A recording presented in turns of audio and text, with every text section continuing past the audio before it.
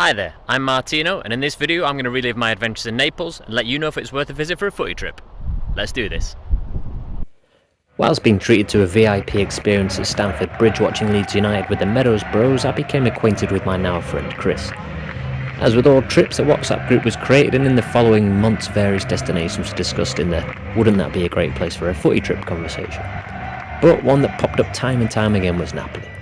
A vibrant city with a deep and colourful history. It was becoming a more common city break destination, and add to that a famous football team living one of the greatest moments in their history. Now was the time to get this ball rolling. We opted for the final weekend of the season to visit, hoping that we'd be there to witness a piece of Neapolitan history. With Lee's contact in the ticket touting world, we were confident we would get tickets one way or another. Hotels and flights were booked, and after much discussion, the next footy trip was on. Given I was in Berlin for a stag do the weekend before, there seemed little point of coming home in between, so this gave me a few days spare for sightseeing. With such an extensive history in the city itself and around the rest of the Campania region, it was a simple decision to fly straight to Napoli. In Berlin, I managed to catch up with my old Neapolitan friend Serena. That, combined with my good friend Fran, having spent a lot of time in the region, I had plenty of advice on where to go and what to see. When talking about Napoli in the lead up to the trip, a few people had raised concerns about the sketchiness of the city, particularly in the vicinity of the main station. On arrival, I had my wits about me and could instantly understand the reason for the advice. But for all the edginess and hustle and bustle, people kept themselves to themselves and no one bothered me. You just need to be ready to dodge out of the way of a weaving moped at the drop of a hat. The highlight of day one was to be a stroll around the ancient ruins of Pompeii, but first I made time for a tour around the centre's historic sites.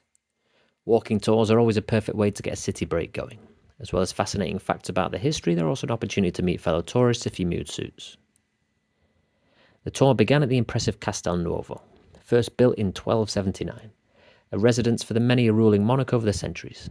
10 minutes along the coast from here is where we get the original name for the city. According to Greek mythology, a siren, Parthenope, despite her beautiful voice, failed in her attempts to seduce the Greek king Odysseus. This rejection led to her throwing herself into the sea, only to be washed up on the coastline where Castel dell'Ovo is now situated. When the Greeks arrived, in homage to the story, they named the city Parthenope in the 9th century BC.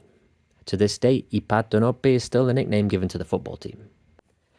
A few hundred years later, the Greeks renamed the city Neapolis, literally New City, and from this we get the modern-day Napoli. Throughout its fascinating history, the city has been ruled by the Greeks, the Byzantines, the Aragonese, the Spanish, Bourbons, Duchy of Naples, Kingdom of Sicily, and then finally the Kingdom of Two Sicilies, until the Risorgimento in 1861, which unified Italy as one country for the first time. On that occasion, Nottingham Forest legend Giuseppe Garibaldi arrived here with his Red Shirt army and organised a plebiscite that was one of the most crucial steps in the unification. Post-tour, finding myself at Piazza Garibaldi in front of the main station, I hopped on one of the eye-catching trains along Italy's first railway to the ancient ruins of Pompeii. For just €4, you can travel anywhere in the Circumvesuviana, which stretches as far south as Sorrento. Half an hour later, I rolled up at one of the most famous archaeological sites in the world. Entry usually needs to be booked in advance, tickets are just under £20, and there's also space to leave your luggage for free. Back in 79 AD, Pompeii was a flourishing resort for the elite of the Roman Empire. By its side was the imposing Mount Vesuvius. Unbeknownst to the locals, it was in fact a volcano that had lain dormant for 1800 years. On August the 24th that year, the volcano erupted. The blast could be seen for hundreds of miles around as hot avalanches of rock, ash and gases sped down the volcano's flank. Many died from the initial blast, but the following morning, a pyroclastic flow, a hundreds of miles an hour blast of superheated gas and pulverized rock, poured down the side of the mountain and vaporized everything and everyone in its path, leaving a death toll well into the thousands. Not until 1748 was the site discovered by a group of explorers. The layers of ash from the initial eruption had ensured many buildings and even bodies were incredibly well preserved. Much was learnt about the history of this age, and the findings even inspired a new wave of neoclassical architecture and design. Next day I visited an alternative town to Pompeii. Herculaneum is a much smaller but arguably better preserved archaeological site. The beauty of this is its proximity to Mount Vesuvius, and the two can easily be visited in one day with a bit of planning. Again, worth booking ahead in the busier months. Getting to the top of Vesuvius itself only takes 30 minutes once the bus drops you off near the top. So it's incredibly easy to access, and the views of the Bay of Naples are well worth it. It also puts into perspective the fact that there is always a risk of further eruptions and the scale of the potential damage to the 3 million people living in and around Naples. After the day's activity, I was heading back to Sorrento, a beautiful town with stunning views out to sea with some wonderful sunsets. Not ideal for travelling alone, much more of a couple, honeymoon kind of vibe with day trips available to picturesque, yet overly crowded islands of Capri and Ischia. Not for me, especially when over 25 degrees. Back on the mainland, I found an Irish pub where I could sit down to enjoy Sevilla win their record-extending 7th Europa League title and sink a few Guinness. It wasn't such a bad place after all. 3 days of seeing some amazing sights and 50 miles of walking, but it was finally time to meet the lads who were arriving that night. Making my now daily trip on the Circumvesuviana train, this time it was all the way back to the city. From Sorrento to Napoli, there were blue ribbons and banners on every building and down every street. It wasn't just a one-club city, it felt like a one-club region, a region united by its own Neapolitan language, still spoken by millions of people. The pride in the streets was palpable. Due to Napoli's relentless winning streak and no genuine challenge, the Serie A title was wrapped up well in advance of our arrival. This meant there was a stress-free, celebratory mood around the place. Finally, I landed back in Napoli. Back in the 1500s, this was the second biggest city in Europe, behind Istanbul, and also the largest in the Spanish Empire during their rule, hence the Quartieri Spagnoli, the Spanish Quarter. Constructed to house the Spanish soldiers, and now 500 years later, the main tourist area in which we found our accommodation. Our place at Piazza Bellini was an absolute dream. Wonderful little spot here in Naples. Piazza Bellini down below where it's all happening. Big cruise ship. The big old Mount Vesuvius looking down on us. And a lovely spot to relax and recuperate. A perfect place for me to relax while awaiting the arrival of the other lads. Morning came and it was FA Cup final day. The simple plan for the day was to stroll around the city with beers in hand, soak up the vibes, pick up some delightful food and watch some footy. What more could you want in a day? A credit to the vibrancy of Napoli that we lost track of time, and on finally remembering that the FA Cup was on, it was already 1-0 to Man City. We tried several options around the city centre, but it appeared that despite us believing the world revolved around English football, there was simply nowhere showing the game, despite the best efforts of a few bars and bookies to accommodate. So we relaxed with a Peroni at Piazza Dante, and followed by Texas Man City added part 2 of their eventual treble. Napoli is famed for being the home of pizza. There are options to queue for an hour for the best in town, but with amazing cheap food everywhere you turn, we weren't willing to wait. We took our seats at Bellini Napoli and washed down the stunning food with a couple of Aperol spritz. With intentions of being fresh for the big day, we enjoyed the vibes for a little longer before bringing some drinks up to the rooftop to make the most of the accommodation and taking the views. Maybe not as fresh as we intended, but we were up early for the big day. A glorious occasion in Napoli's long history. Football was introduced to the city, as is often the way, by English sailors. Initially, the Italian league was just for the northern teams, but eventually the southern teams were allowed to play with the big boys of the north. After various mergers and name changes, Associazione Calcio Napoli came into being in 1926. The new name and new league setup didn't bring any success, as they finished that year with just 1 point, leading to the nickname I Ciucciarelli, the Little Donkeys, a name they proudly keep to this day. Throughout the week, and particularly on match days, we made our way to the main Maradona shrine. It was clear that he was treated as a god. What to say about Diego Armando Maradona? In 1984, the most expensive player in the world was Maradona, playing for Barcelona after signing from Argentinian giants Boca Juniors. Despite being at one of the best teams in the world, Maradona never really felt at home in Catalonia. On leaving Barcelona, he could have had his pick of teams, but he wanted somewhere he felt he belonged. And no place in Europe could have been more fitting than Napoli. When Barcelona increased the already world record-breaking asking price at the last minute, the people of Napoli raised the additional £500,000 required. Already Maradona felt the love. In the children of the city and the fans of Napoli, Maradona saw himself. Passion, poverty and pure love of football, being looked down upon by others. He knew exactly how these people felt due to his own tough upbringing in the slums of Buenos Aires. When 70,000 people turned up to his unveiling at the San Paolo Stadium, it was clear the feeling was mutual. I want to become the idol of the poor children of Naples, because they are like I was when I lived in Buenos Aires. At the time, Serie A was by far the strongest and richest league in the world. Having finished a point above the relegation zone the season before, Napoli needed some inspiration. And boy did they get it. He provided by scoring goals from the off. 14 goals and a much improved 8th place finish was just the start of things to come. In 1986, El Pibe d'Oro took his game to new heights and carried his country to their second World Cup win, disposing of England along the way in one of the greatest matches in World Cup history. He carried that momentum straight into the season with Napoli. 1987 is the year that Maradona confirmed his legacy and godlike status. Since Il Risorgimento, there had been a great divide between the rich industrial north of Italy and the poverty-stricken agricultural south. On the pitch there was a similar divide.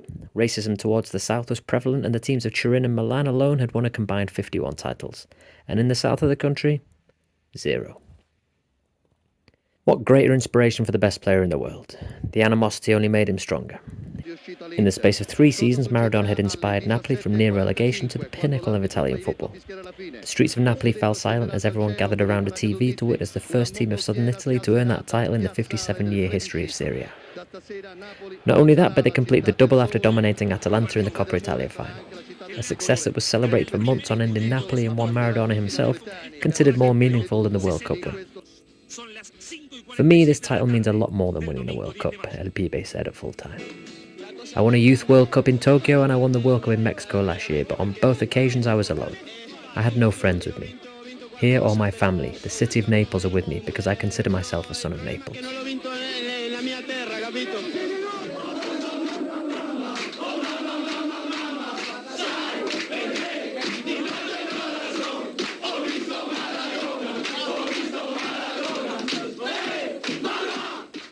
A year later, combining with the front line of Giordano and Careca, a trio politically known as Magica, he added the 1989 UEFA Cup to the Napoli honours list and also sealed Napoli's second title, which nicely led into the much-anticipated Italia 90. As fate would have it, Maradona's Argentina came up against host Italy in the semi-final. And what more tantalising venue than Napoli's home ground, the Stadio San Paolo, Maradona's second home. After years of racism and abuse, he encouraged the locals to support his native Argentina. I don't like the fact that now everybody's asking Neapolitans to be Italian and to support their national team, he said ahead of the match. Naples has always been marginalised by the rest of Italy. It's a city that suffers the most unfair racism. Argentina's victory on penalties led to hatred throughout the rest of the country. Not only that, but his off-field misdemeanours began to grate on the hierarchy at Napoli. Thus began his decline. As well as his advancing years, now 30, the national press went after him and his transgressions were no longer hidden from the media. Just months later, a positive drugs test and subsequent ban brought the curtain down on his time at Napoli, and one of the greatest stories in football history. Sadly, he would never quite be the same again. Despite his occasional lack of professionalism in going AWOL at key moments, womanising, partying and other extracurricular activities, he is unquestionably the greatest player of his generation, and many of that era will still insist the greatest of all time. He single-handedly took his team to a World Cup victory, and almost a second. He dragged a city from the low echelons of Serie A and brought a huge sense of pride and inspiration that led them to previously unknown heights, and he left more than a legend, a god, un dios. A man who is worshipped in a similar way to San Gennaro, the patron saint of Napoli. The main Maradona mural was sort of en route to the stadium, so we took a little detour, but so did thousands of others. The tight, narrow streets of the Spanish Quarter were full to the brim of people wanting to feel the moment in such an iconic place. We got the briefest of views, but the heat and congestion meant it wasn't a pleasant spot to be hanging around, so we set off on the 90-minute walk to the stadium. There was blue everywhere. It had been 33 years since the last title, a post-Maradona demise. Relegation to Serie B and subsequent bankruptcy in 2004 left the club on the brink of extinction. But in stepped local filmmaker Aurelio De Laurentiis to purchase the club for £30 million. A bold move, as they were now down in Serie C1. But most importantly, football in Napoli would live on. Despite the drop, the loyal fanbase stuck by them. They still had the third highest average attendance in Italy behind the 2 Milan clubs. 3 years later, back-to-back promotion saw Napoli return to the top flight, back where they belonged. The recovery continued under Maurizio Sarri, but even a haul of 91 points in 2017-18 wasn't enough to surpass the relentless Juventus. Cue the miracle season of 2022-23. Luciano Spalletti had assembled a squad of unlikely heroes, the now world-class striker Victor Osimhen leading the charge, the mercurial Georgian winger Kavica Kvaratskhelia, who was picked up for a mere €13 million, a genuine superstar who takes the nickname Kvaradona in his stride. Add to this the recent exits of club legends, Insigne, Mertens, Koulibaly, Ruiz, Milik. Not many were predicting a Napoli title challenge, but against all odds they won it at a canter. A lack of a credible challenge for many of their rivals, as well as a consistent, scintillating football that at one point even threatened to conquer the whole of Europe, was more than enough to take the Scudetto back to the south of the country. to the celebrations, and the atmosphere outside the stadium was wild. Thousands of people singing and dancing in the street, many trying to get a high vantage point to enjoy the best views of the revelling crowds. One could only imagine the scenes in 1987 or the night Napoli sealed the third title. A few beers were consumed in the street before we tried to make our way into the stadium. The tickets had arrived safely, sent with our names and passport details, but until inside, these kind of transactions are always nervy. A word of advice that in Napoli and in general in Italy, passports are normally required on entry to the stadium. All went smoothly, we were inside, and coincidentally as we entered a series of firecrackers went off, only heightening the sense of excitement. The time had finally come to see this iconic stadium in action. After 11 years under construction, it was finally opened in 1959 ahead of the Rome Olympics the following year. The fourth biggest in Italy at just under 55,000 capacity. Its most famous game was the aforementioned 1990 semi-final where Argentina defeated the hosts. On his death in 2020, the council agreed that Stadio San Paolo was to be renamed as Stadio Diego Armando Maradona in honour of the greatest player to grace this pitch. Despite several renovations over the years, the stadium looked quite tired and many would say in need of a little TLC, but as a purist I absolutely loved the old school nature of the stadium. Once inside there was a distinct lack of control or security, but there was no issues. Just an energetic mood with people scaling the walls, assisted by friends to get themselves up to the second tier. It soon became clear why they were so keen once we saw the views inside the stadium. As with many games abroad, it can be a bit of a free-for-all in terms of finding seats, so we just went for anywhere we found space for 5. It's always a nervous moment to see how you'll be received as tourists, but the people around us were very welcoming. The opening question, "Where are you from?" was quickly followed by, "And how the fuck did you get tickets?" Everyone was in good spirits and ready to enjoy a memorable day for the club. Once in our seats, the atmosphere was tremendous. Glorious sunshine and 51,000 happy people living the dream. Singing, chanting and enjoying the experience of their lives. The speakers blasted out the now famous Napoli anthem of Life is Life, famed as the background to Maradona's legendary warm-up versus Bayern Munich in the 1989 UEFA Cup semi-final.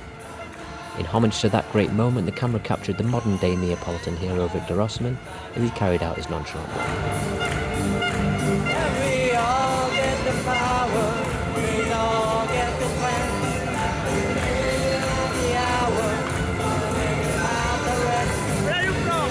As for the game itself, the already champions versus the already relegated Sampdoria. Given we had the worst view I'd ever experienced at a football ground, we watched most of it through the big screens that were in place for the post-match show. The first half was low in action, but enjoying the atmosphere among the fans was more than enough.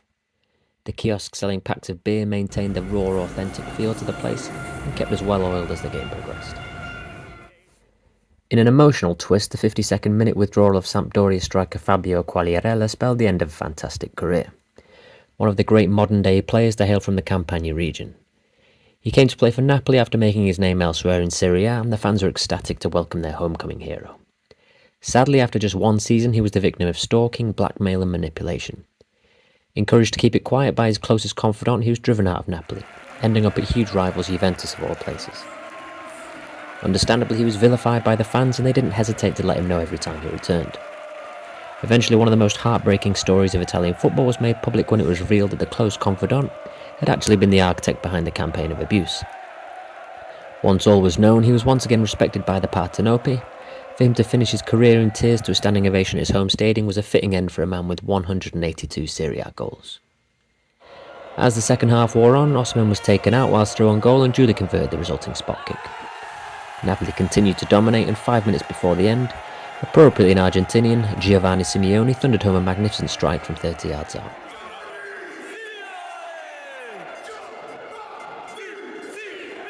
In celebration, he held up the retired Napoli number 10 shirt of Diego Maradona. The final whistle was blown and the curtain came down on what was an astounding season for Napoli. A staggering 16 points clear of second place Lazio. Any fan over the age of 35 would be experiencing their first Serie A title. The emotion amongst the fans was clear to see, with many a grown man in tears. A moment of sheer pride and elation as Giovanni Di Lorenzo lifted the Scudetto. It meant the world to them to be back on top of the pile, and with it a thoroughly satisfying 2 fingers to the rivals in the league.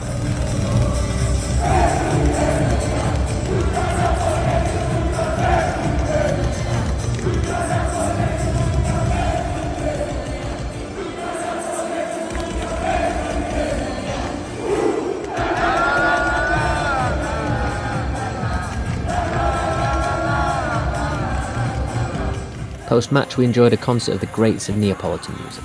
A beautiful experience and a pleasure to witness, but after a long day there's only so many songs you've never heard of before that you can sit through, so we bowed our farewells and headed out back to the chaos of the streets. We made our way back to the centre on the metro, which houses some of the world's most beautiful stations, and enjoyed a few more relaxed beers with some locals. One passionate fan wearing a jacket brazenly stating "Odio Roma," I hate Roma, also proudly declaring that he was not Italian but Neapolitan. It made me think of Napoli as Italy's version of Liverpool. Another epic football trip had come to an end. A real pleasure to have visited such a club in a moment that will live forever in the memories for all that experienced it. But how does it compare to others? As always, I'll rate Napoli as a footy trip out of 100 over 10 different categories. Team ability, champions of the 4th best league in the world and playing beautiful football, 9 out of 10. Atmosphere, a full and passionate stadium with banners and waving flags throughout, a great atmosphere from start to finish, 8 out of 10. Stadium quality, a stadium named after arguably the greatest player of all time. Although a great experience in a retro stadium, the athletics track takes away from the views and in reality it could do with an upgrade, 6 out of 10. Beer and food at the stadium. Packs of beer could be bought from the one-man kiosk and a few snacks, but no hot food. Most importantly, beer can be consumed in your seat. 7 out of 10. Tourism. Napoli is a UNESCO place of outstanding universal value. World-famous tourist sites such as Pompeii and Vesuvius, as well as the beautiful resorts and islands further south in Sorrento. 9 out of 10. Accessibility. Although not so cheap when we went, with enough planning there are nicely priced flights available and food and beer and good value when you arrive. 8 out of 10. People. Within the stadium we only met friendly, chatty people. Likewise in the streets. A really pleasant experience in general. 8 out of 10. Stadium surroundings. A fair walk from the centre, but not so bad on metro. Not a huge amount around the stadium, but street sellers provide sufficient food and drink to entertain. 6 out of 10. History. Winners of the 1989 UEFA Cup as well as 3 Italian titles. Not a huge haul, but just the story of Maradona creates a unique aura around this club. 7 out of 10. Ease and cost of ticket purchase. This game was a bit of a one-off, tickets are available but not too easily given the team's current success. 5 out of 10. So in total 73 out of 100. Overall a brilliant score, a city and club well worth a visit for anyone planning a footy trip. So much charm and character. Great food and well-priced beer add to that top-level team playing free-flowing attractive football. What more could you want in a footy trip? No real personal accomplishments for me on this trip, but that's my 3rd Serie A stadium. And one step closer to my goal of seeing all teams in the top 5 leagues. Thanks again for joining me, and until the next footy trip, ciao for now.